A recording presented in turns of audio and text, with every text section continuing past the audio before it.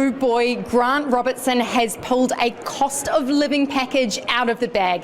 It's $1 billion, and it means that every Kiwi worker earning less than $70,000 but isn't eligible for the winter energy payment gets $350 payment over 3 months. That's $27 a week. If you have two of those earners in your household, you get twice those payments.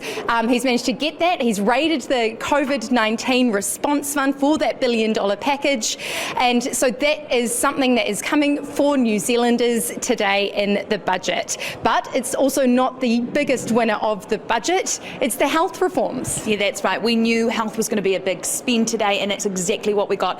$11 billion is going to be spent on reforming our health system, scrapping DHBs, clearing their debts, keeping the lights on. Huge money there, but there's also hundreds of millions of dollars scattered around the place, things like GPs in high need areas, community-based services, and a big chunk, around $76 million, going straight to the workforce. So that's training more people, but also funding more jobs. A clincher, a sticking point though, as it is every budget day, Farmac funding, just $191 million over 2 years. Advocates wanted $300 million every year, so they'll certainly be disappointed. But it's not the only health reforms today. Obviously, the Maori Health Authority is the other half of this. And what have you got? What did they get in that today?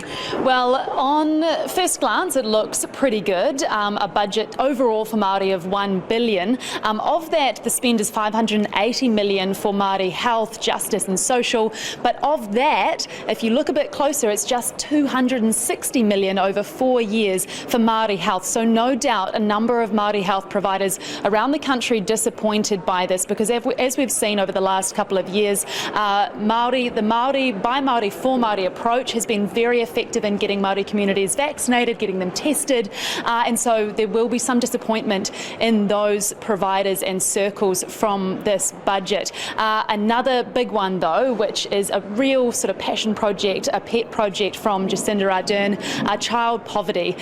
There will be up to 14,000 children lifted out of poverty by this quite archaic and outdated and frankly ridiculous rule, which was that mothers on the benefit could not collect the child support payment from fathers. That went directly to MSD. So that's been scrapped, and mothers who are on a benefit will get that child support payment, and that's expected to lift up to 14,000 children out of poverty. So some really good news there.